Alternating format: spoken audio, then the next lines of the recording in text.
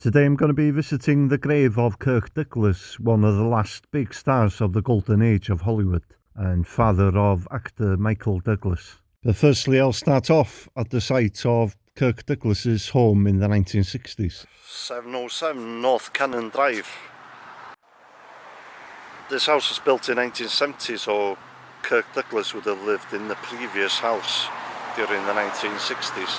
Actually, you can't actually see the house. This is just like a gateway to it, I think.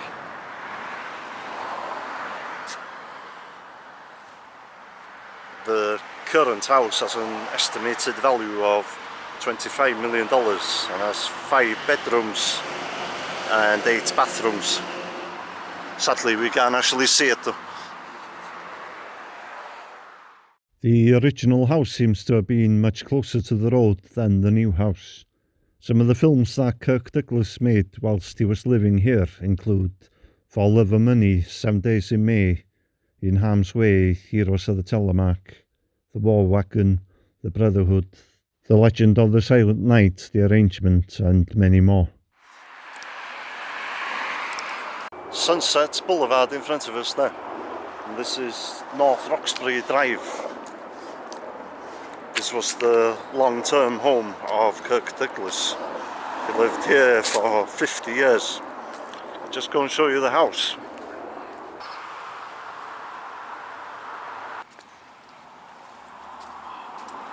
And here it is.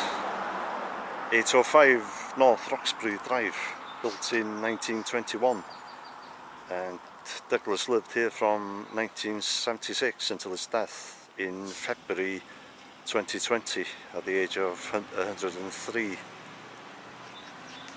He actually died in this house, as did his wife Anne. She died in April 2021. Remarkably, also over 100 years old. She was 102 when she died. Just gotta see if there's a better viewpoint here. I don't want to trespass in case I get shot. That's better. Doesn't look very big, but it goes back quite a long way. It's a 4-bedroom house. The bedrooms are very large though. It's got a pool and a separate guest house at the back. And it's sold recently for $9 million.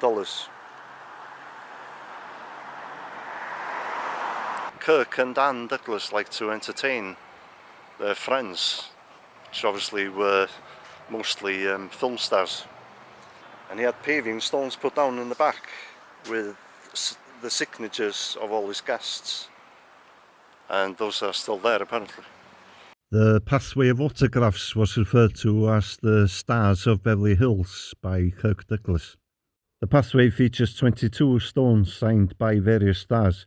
I won't name them all, but they do include Frank Sinatra, Ronald Reagan, Dean Martin, Elizabeth Taylor, Jack Nicholson, Tony Curtis and Natalie Wood.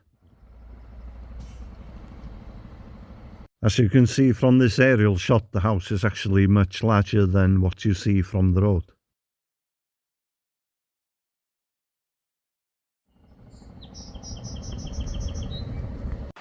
Now, Kirk Douglas used to do his own stunts in his films, and very unusual for the time, he wasn't under contract with a big studio. He was more of a freelancer, something that was extremely rare during the golden age of Hollywood, where most actors were under contract to one studio or another. Just thought I'd show you this, as it's walking distance away from Kirk Douglas's final home, the Beverly Hills Hotel. Westwood Memorial Park, final resting place of Kirk Douglas.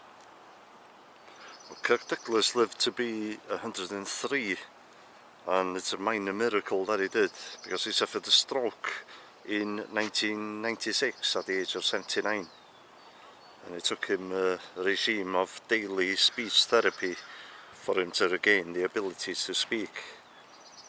In 2002 he wrote a book called My Stroke of Luck about his stroke experience. And he survived a helicopter crash in 1991. The crash occurred on February 13th, 1991.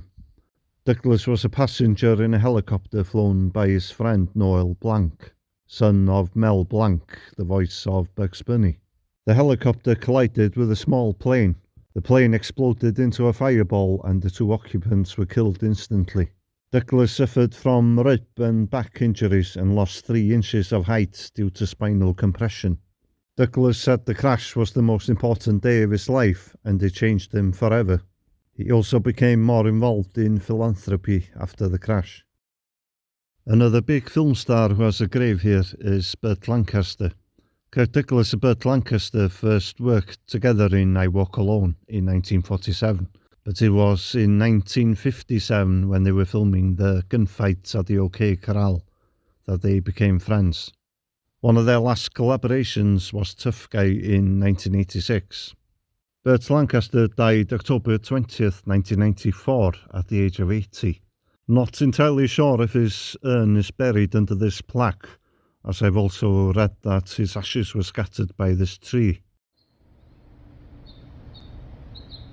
Also buried a short distance away from Kirk Douglas is Carl Malden.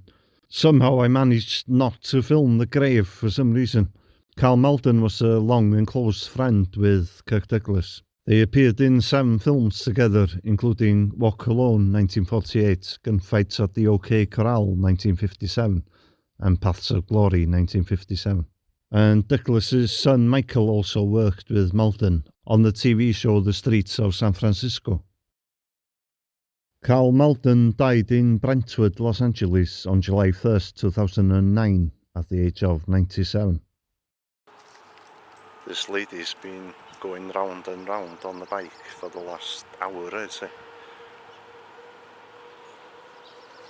Okay, the grave of Kirk Douglas is just over here.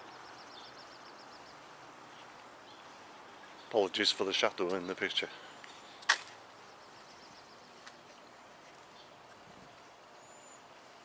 Kirk and Dan Douglas, and also Eric, their son, who died of an overdose.